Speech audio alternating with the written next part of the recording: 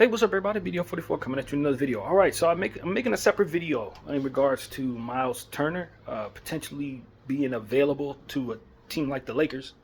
I could have incorporated it into my pregame Charlotte video, but I honestly just didn't think too much about it. But I'm hearing real rumblings about the Lakers being potentially interested in Miles Turner because I guess he's going to be a free agent at the end of this season and is trying to play the market for $30 million, and the Indiana Pacers don't necessarily want to pay him that, so now it would probably be in the Pacers' best interest to try to shop him so they don't necessarily lose him in free agency to a team that's willing to give him the money, especially with the center position being as it is. A lot of teams need centers. You definitely, if you're the Pacers, a team that has a win now timeline, don't want to lose your flag star, homegrown drafted center for nothing.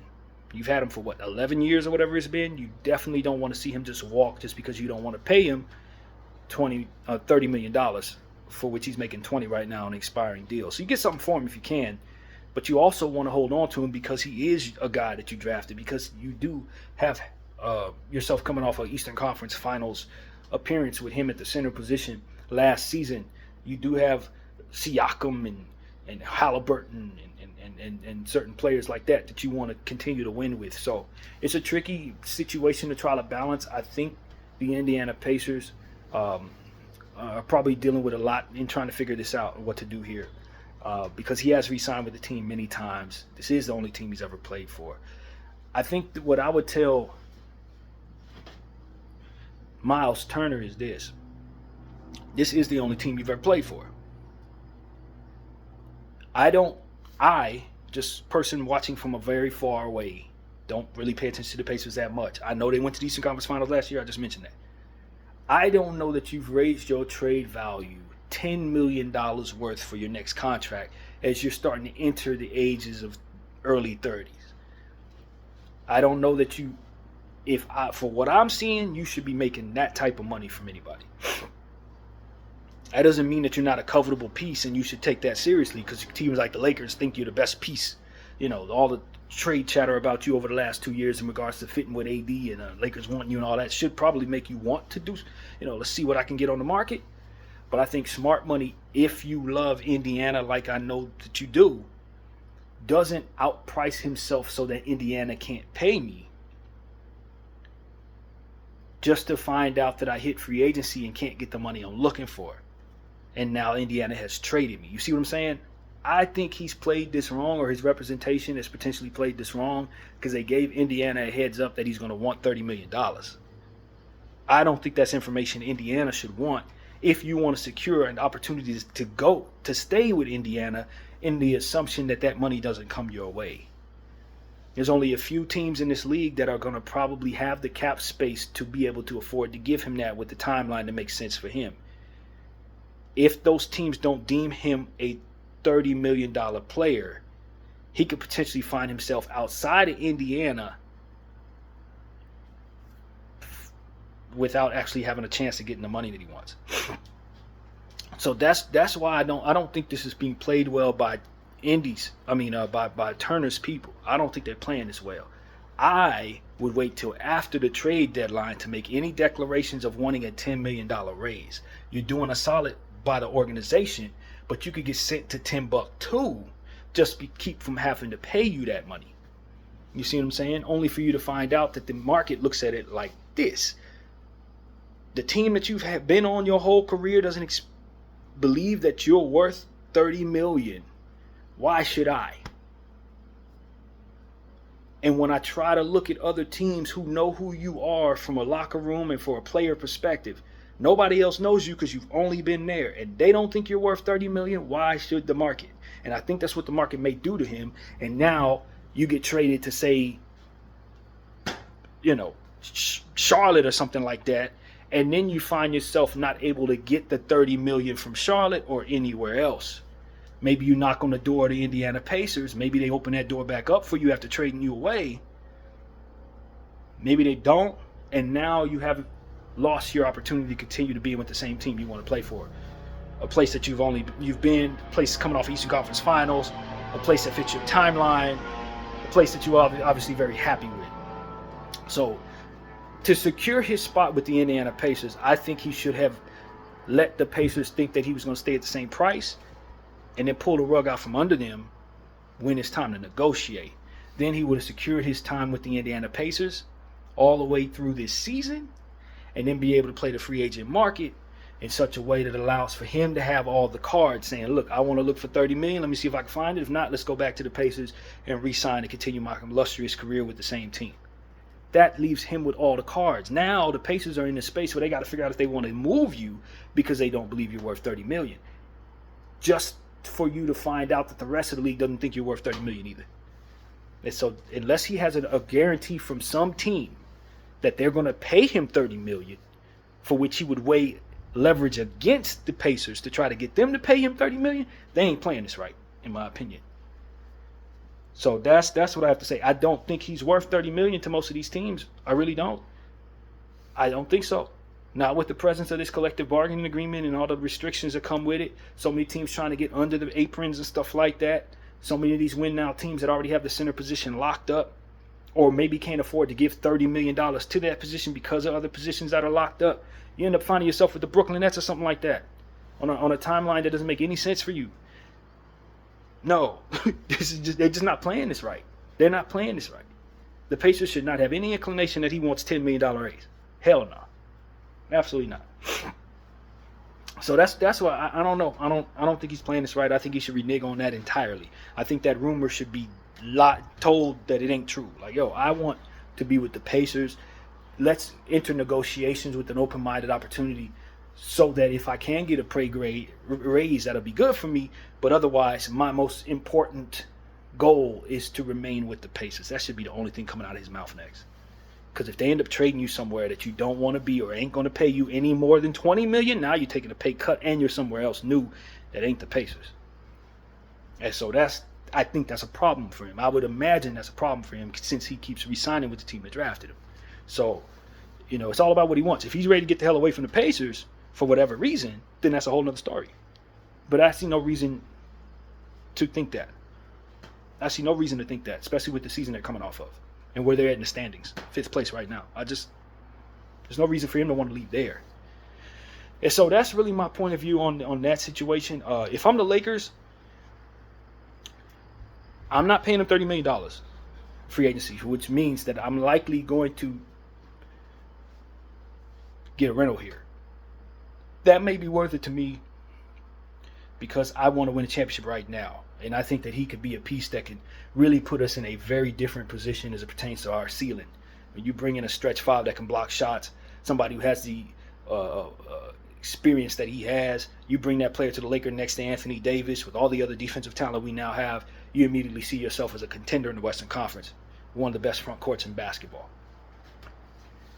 So for me, I definitely want us to go after Miles Turner right now. He makes more sense than ever right now. However, I am not giving up a first-round pick to acquire him if he's just going to see me in free agency at the end of the year talking about give me $30 million. I'm not paying him $30 million. I don't know that the Lakers wouldn't pay him $30 million under those pretenses, but I'm telling you, I don't think it's in our best interest to do that at all. I don't think so. It is in our best interest to have him and re-sign him, but at a price tag that makes sense for us. We have Rui Hachimura on a contract that's under $20 million for the next 2 years. I would want him to be paid that. Now, I might want to give him an extra year to make it feel better. 3 years, 4 years at $18 million a year. Him going into, 36, whatever season. I think that would be a pretty good contract for a team and pretty decent contract for him. Problem is, he ain't in Pacers land no more. Now, he could potentially be a journeyman on a contract like that as to where he's played on the same team his whole career.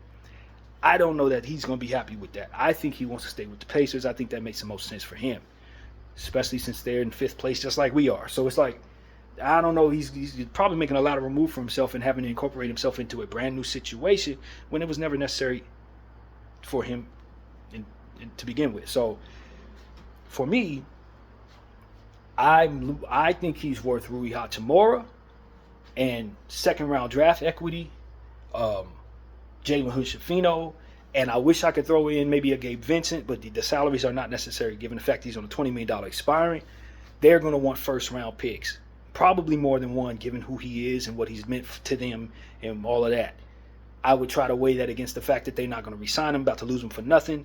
Maybe try to wait all the way to the last hour of the trade deadline to assure that I don't have to give up any first-round picks. But ultimately, I think they're going to draw a hard line on first-round picks. I probably would if I'm the Pacers. Draw a hard line on first-round picks. Either you give me first or I'm giving them somebody else who will.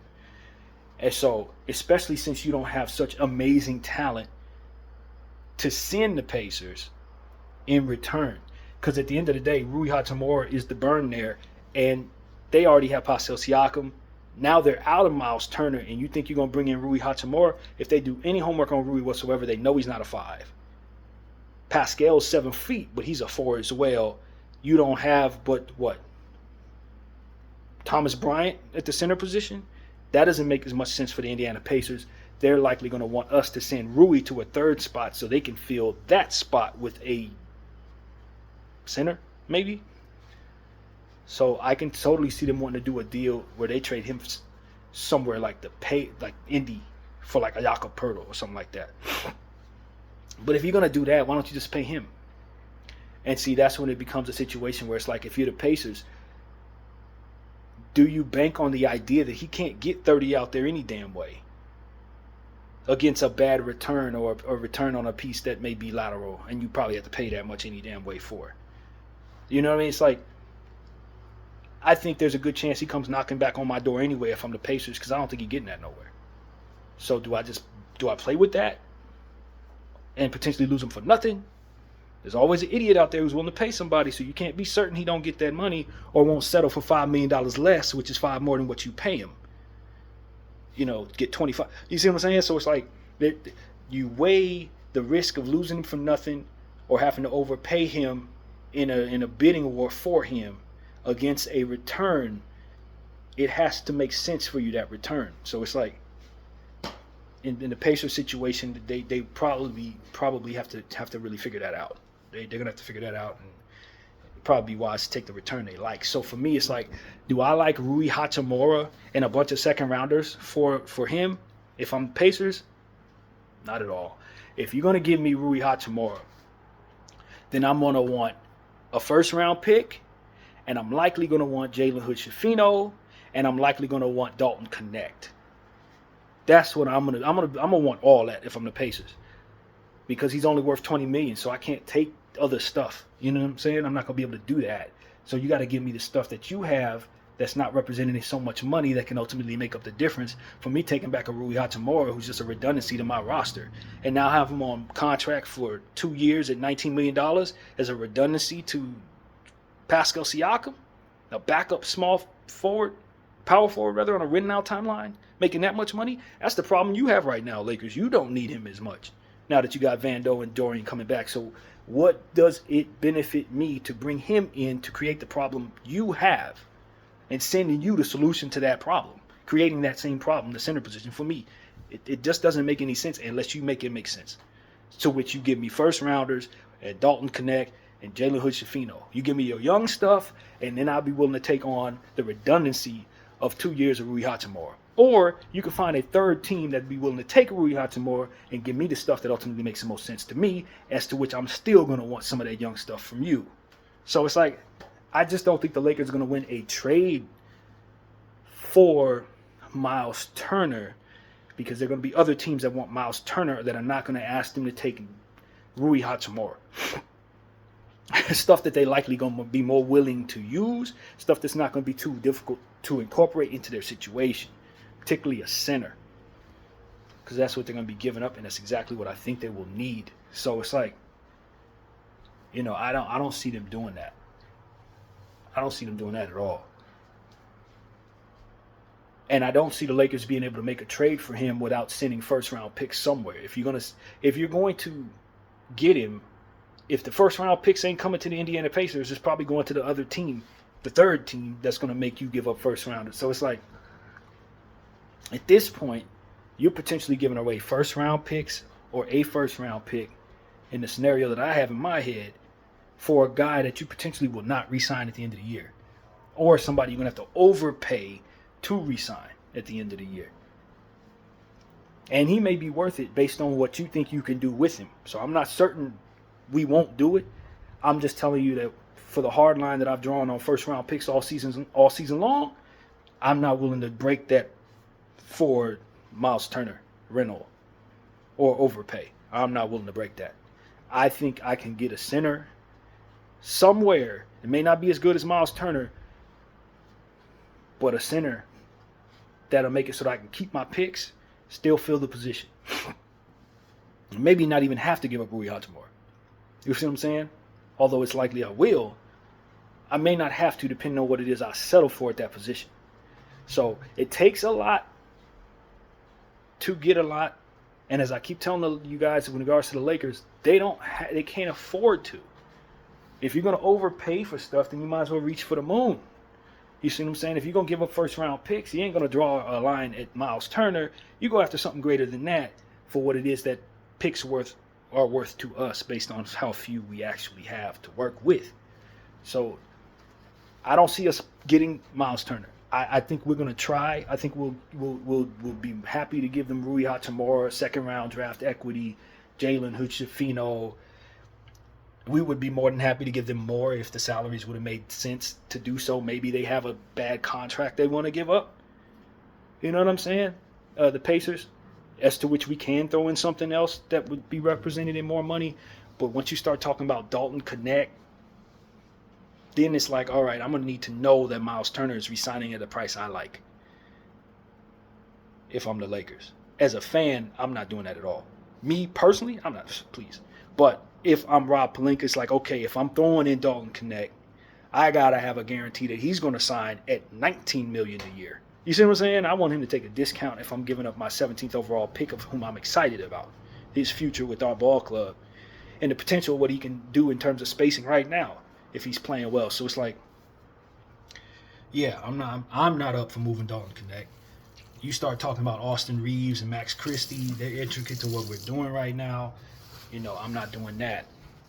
So we would have to get extremely creative for all of this to actually happen, in my opinion. And it's probably going to be a lot easier for the Pacers to get a better return from someone like Toronto or someone else who may be willing to do something like this. Toronto may not be willing to do something like this, to be honest with you. I don't think the timeline really makes sense. But, you know, I'm saying like somebody who has a little more to give is what I'm trying to say. And expect a three-team deal, a 4-team deal that could get a team like Toronto involved so that they can move some stuff around and get some stuff back, and it may not be Miles Turner landing with them. So, yeah, man, I totally see the Lakers backing out of this unless they can get it for a price tag that they like. I could totally see the Pacers backing out of this unless they get a return for him that they like. So I don't see him landing with the Lakers right now. But I think they'll try. I think both teams will give it a go. But I think the Pacers should draw a hard line at the first picks, and I think the Lakers should also draw a line at those picks as well. So that's what it is. I don't think so. I don't think so. But I'll tell you this: if we do land him, we really do become a much better team right away. Much better team. I'm talking. I'll be very surprised if the Lakers don't get at least to the 6th game of the second round with Miles Turner. Now, my concern with Miles Turner has always been health. I've paid a lot of attention to Miles Turner over the years. He's always a really good player, but I think he's a bit overrated as it pertains to his expectations to play ball. He just may not be healthy. He may go down. And so I don't think he's an ironclad center. He ain't no Robert Williams, but I don't know that he's the ironclad guy that you pick up hoping that he stays healthy through the second half of the season and makes the playoffs. I think his history has shown me I need to be a little more cautious to think that I could be without him after making a trade for him. And if you're getting him as a rental, it's probably not a good idea. So that's what his injury history, based on my memory, has taught me. He's not the guy to get as a rental. You want to re-sign him.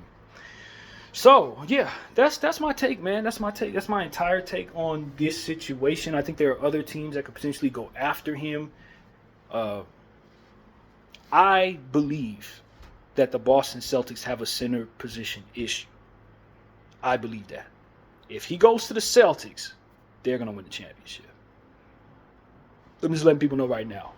And they don't have to move Porzingis, they're going to win the championship. Now, what they would have to give up, I don't know. I'm not going to go down that rabbit hole. I don't care. I hope he doesn't go to the Celtics. I would like to think the Pacers would trade him to the Western Conference since they're in the East and they're trying to compete. But I think there's a secret need in Boston to get a center. And I don't think too many people pay attention to that.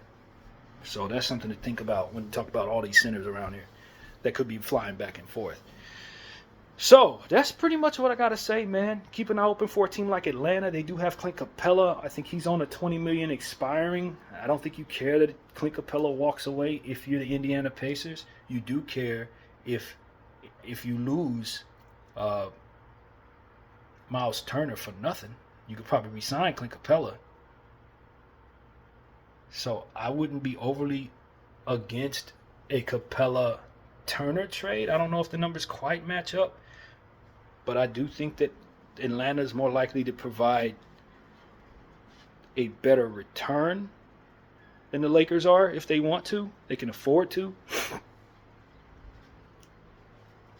That's something to just consider. I don't know that any of those teams would be looking at that, but for me, I'm like, Clint Capella, I want him off my team if I'm Atlanta. I don't care that I don't re-sign Miles Turner because I got Onyeka Okongwu ready to step up and be the center soon. But for the rest of this year, if I get a guy like Miles Turner, that might put me in a different space, get out of damn playing tournament for once in my life. So if I'm Atlanta, I'm probably calling the Pacers, seeing what's up. So that's just like random, but that's the type of thing I think the Lakers could be up against. Something like that. So, you know, you look at the New Orleans Pelicans, they're a team that only has one center on the roster. And although they're not going to compete this year, if they bring back most of what they have next year, having Miles Turner re-sign with them could bring them into a space where they're as good as a team like Memphis or something like that. And you put him on that roster. The problem with the New Orleans Pelicans, they have all this win-now talent, and they also have a bad record that can put them in a position to have one of the best draft picks. So while the roster says they should be looking to get a guy like Miles Turner, where they're at in the standings right now should tell you that they have absolutely no interest in adding any more win-now talent. So they're a weird team because if I want to bring myself something that can be ready for next year's contention, they're just like Memphis last year. Now, you knew Memphis wasn't contending last year, but you knew damn well they were getting everybody back, and this year they would be. That's exactly what New Orleans is right now. So bringing an expiring guy probably doesn't make as much sense, but I don't think New Orleans should be making a wholesale on all of their win-now talent either. No more than I thought Memphis should be trading Ja Morant and JJ last year. You see what I'm saying? No. So that's just my philosophy on New Orleans, a whole nother story. But when you start talking about where Miles Turner could potentially make sense from a roster perspective, New Orleans makes some sense to me. So that's pretty much what I got to say, man. Good luck to Miles Turner.